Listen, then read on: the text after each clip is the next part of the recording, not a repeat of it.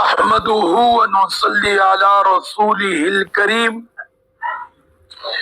اما بعد فاعوذ باللہ من الشیطان الرجیم بسم اللہ الرحمن الرحیم فذکر فما انت بنعمت ربک بکاہن ولا مجنون ام یقولون شاعر نتربص به ریب المنون قل تربصوا فإني معكم من المتربصين ام تأمرهم احلامهم بهذا ام هم قوم طاغون صدق اللہ العظیم۔ درود شریف پر اللہم صلی علی محمد وعلی آل محمد کما صلیت علی ابراہیم وعلی آل ابراہیم انکا حمید مجید اللہم بارک علی محمد وعلی آل محمد کما بارکت علی ابراہیم وعلی آل ابراہیم انکا حمید مجید اللہم صلی علی محمد افضل الصلوات۔ 27واں پارہ سورۃ الطور، رکوع نمبر 2 اور رکوع نمبر 2 کی آیت نمبر 1، 2، 3 اور 4 تلاوت کی گئی ہے، اور سورت کی آیت نمبر 29، 30، 31 اور 32 تلاوت کی گئی ہے۔ اس کے اندر جو پاک پیغمبر صلی اللہ علیہ وسلم کی مشرکین مکہ دیگر کافر بے ادبی اور توہین کرتے تھے، آپ کو کاہن اور جادوگر کہتے تھے، اس کی اللہ تعالیٰ نے نفی فرمائی ہے۔ دیوانہ کہتے، شاعر، جس طرح مثال کے طور پہ بہت سے لوگ مولانا فضل الرحمان صاحب کو کہیں گے مولوی ڈیزل، ہاں جی، آپ کے ایک نمازی وہ بھی کہتے ہیں۔ تو بہرحال اس طرح ہوتے ہیں، اور یہ ہر دور میں ہوتے ہیں، بولو ہر دور میں۔ تو اس لیے اب دیکھیں پاک پیغمبر صلی اللہ علیہ وسلم جیسی اعلیٰ ہستی کہ نسل انسانیت میں ان سے اعلیٰ کوئی نہیں، اور بڑے عجیب و غریب لوگ جملے کہتے ہیں۔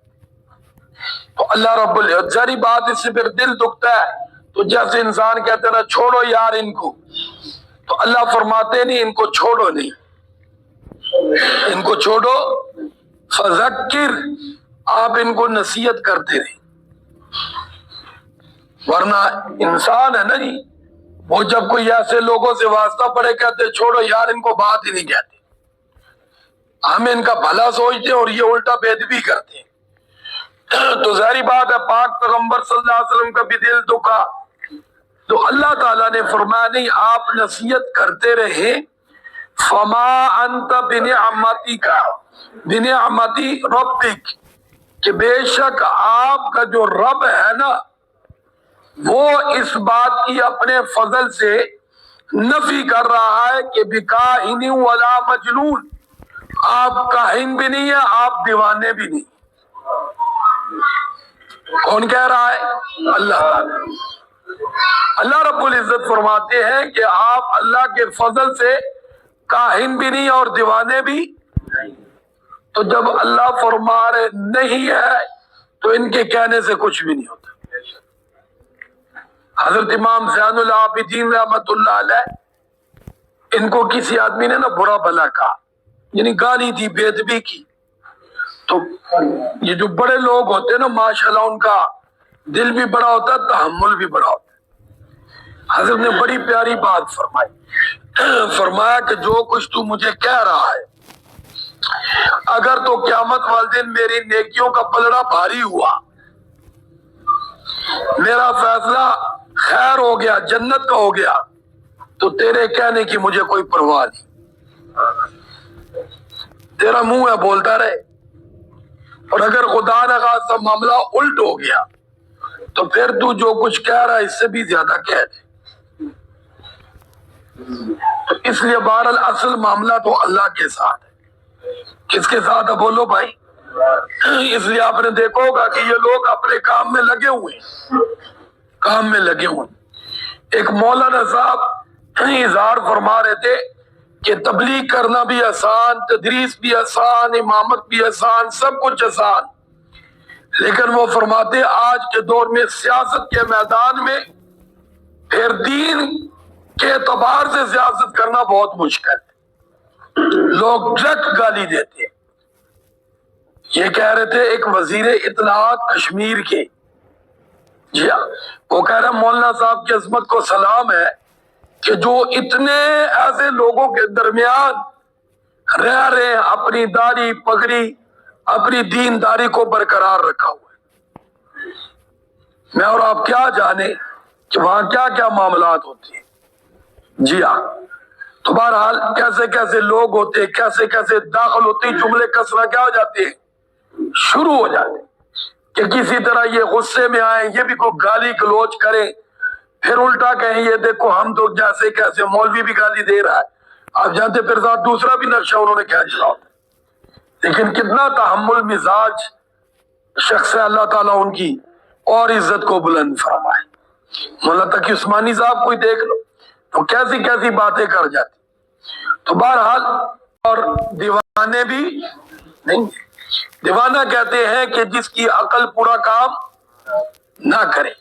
کہن کہتے ہیں کیونکہ اس دور میں یہ بہت زیادہ معاملہ تھا کہ نجومی قسم کے لوگ وہ شیاطین کے ذریعے، جنوں کے ذریعے آسمانی خبر معلوم کرنے کی کوشش کرتے تھے.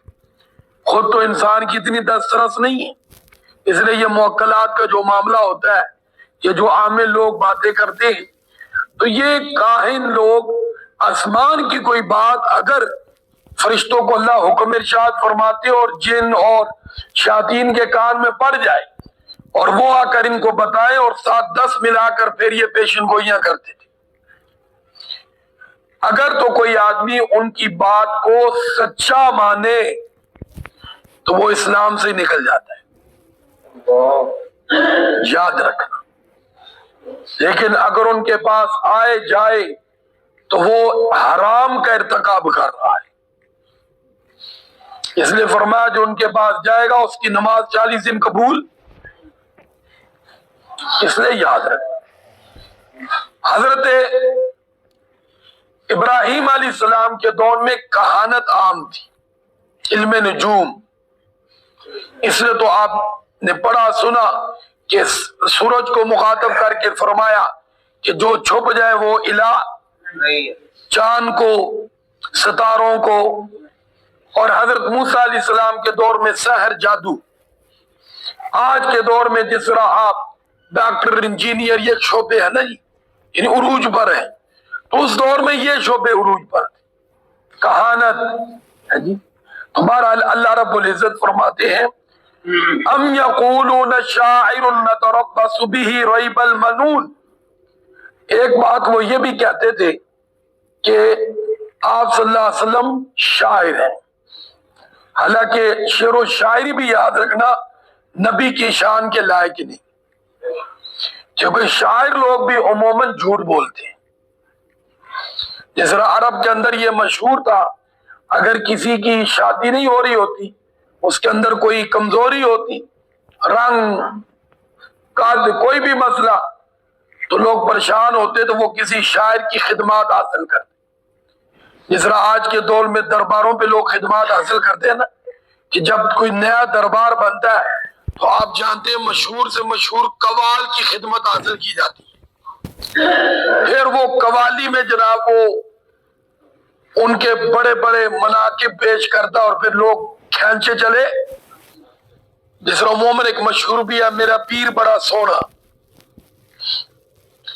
ورنہ کسی بزرگ کے بارے میں یہ جملہ کسی نے نہیں سنا. یہ تو کہہ سکتے ہیں قاری قرآن ہے، عالم بعمل ہے، اتباع سنت میں دیکھو اس کی مثال کوئی نہیں. لیکن یہ سونے والی بات کیا ہے؟ اور بڑے زور شور سے کہا جاتا ہے بولو بھائی کوئی پیر کوچا بھی ہوتا ہے، سارے بولو بھائی کوئی اللہ والا نہ ہو کوچا بھی ہوتا ہے. تو پھر یہ کہنا میرا سونا ہے، اس کا مطلب دوسرے کا ہونا ہے جی. اسی طرح وہ چوڑیاں چرار اور داتا سے دربار دیا، اب کیا نعوذ باللہ حضرت علی اجویری رحمۃ اللہ چوڑیاں چڑھاتے تھے؟ ان کا تو قرآن پڑھنا پڑھانے والا مشغلہ تھا. ہاں جی. تو اسی طرح میں پیر دے رنگ وچ رنگی گئی تو نعوذ باللہ وہ پیر صاحب رنگ سا سے بولو بھائی یہ بھی سنا نا میں پیر دے رنگے وچ رنگی. اب گئی کا مطلب کیا ہے؟ یہ وہ چیزیں ہیں کہ آج کے دور میں آپ جانتے بس بڑے سے بڑا قوال جب آ جاتا ہے بس جس طرح وہ قوال کہتا ہے 11ویں پکا ڈوبی ہوئی. اب بھائی یہ کہاں سے آ گیا؟ حکم تو ہے نماز پڑھ تیری ڈوبی ہوئی تر جائے گی, قرآن پڑھ تیری ڈوبی ہوئی, پیارے آقا صلی اللہ علیہ وسلم کی اتباع کا ڈوبی ہوئی. اب یہ بات نہ قرآن میں نہ حدیث میں, لیکن وہ قوال صاحب کہتے 11ویں پکا ڈوبی ہوئی. اور آپ نے دیکھا کتنے بیچارے لوگ نماز نہیں پڑھتے یہ ضرور پکاتے. ہاں جی, یعنی حضور کے فرمان پر یقین نہیں, اس قوال کی بات پر کیا ہے. تو اس طرح عرب میں لوگ شاعر کی لیتے وہ جناب حسن بیان کرنا شروع کر دیتا اور لوگ کہتے ہو اسی تو بھولے اتنی حسین و جمیل, وہ کہتے ہیں رشتوں کی لہر لگ جاتی.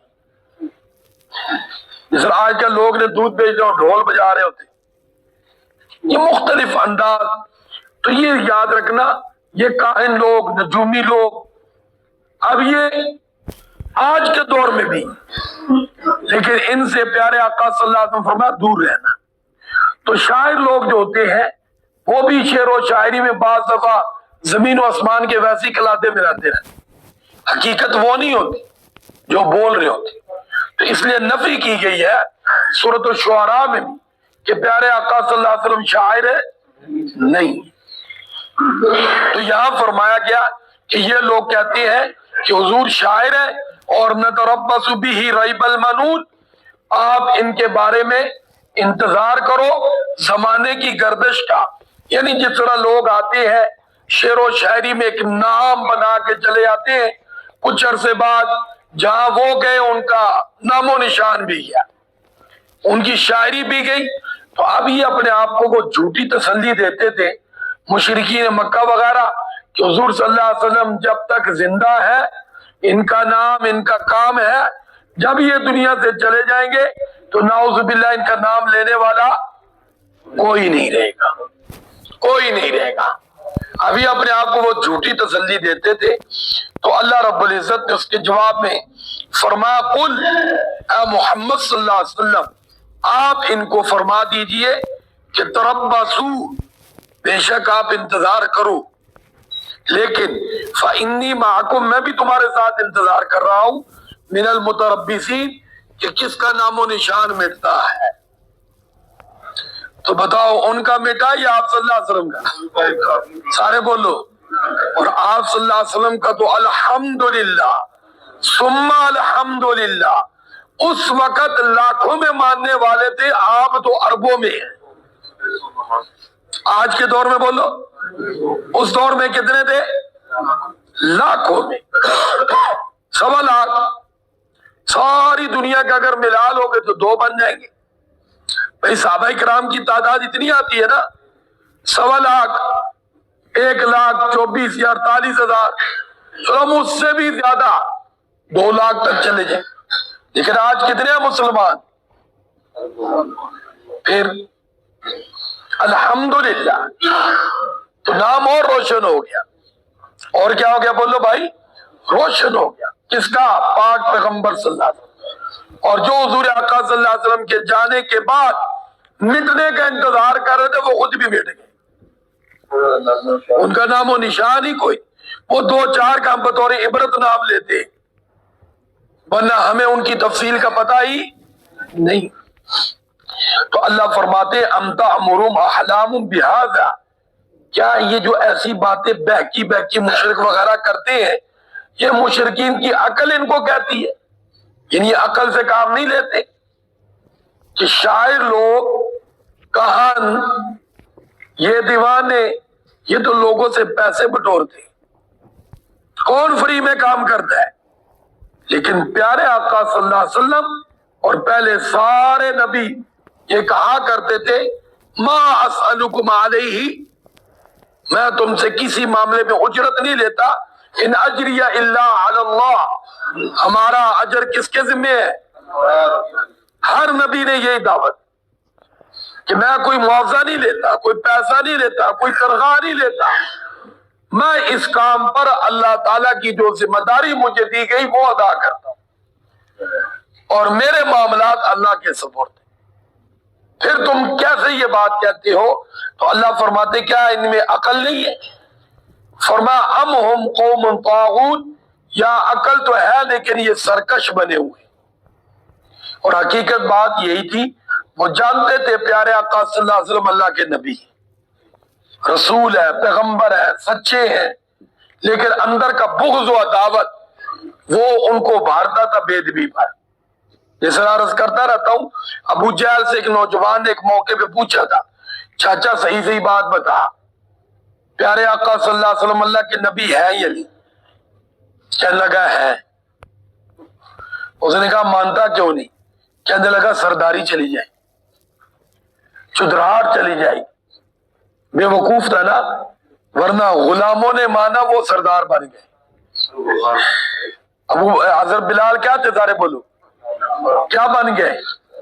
سردار بن گئے۔ یہ بے وقوف تھا ابو جہل، مان لیتا تو سرداری جاتی نا، سرداری کو 4 چاند لگ جاتے۔ بولو سرداری کو۔ ابو سفیان رضی اللہ عنہ سے پوچھو، یہ بھی سردار تھے، یہ بھی دشمن تھے، لیکن جب مانا تو افسوس کرتے تھے جو وقت دشمنی میں گزارا، افسوس کرتے تھے، حسرت کرتے تھے کاش پہلے مسلمان ہو جاتا۔ ہاں جی، انہوں نے تو نہیں فرمایا کہ یار اسلام تو قبول کیا تو پہلی شان و شوکت کیا ہو گئی، انہوں نے تو نہیں فرمایا۔ تو اس لیے میں نے عرض کیا ابو جہل کیا تھا؟ بے وقوف تھا۔ اس سے تو میرے بھائی اس کو سرداری اور مل جاتی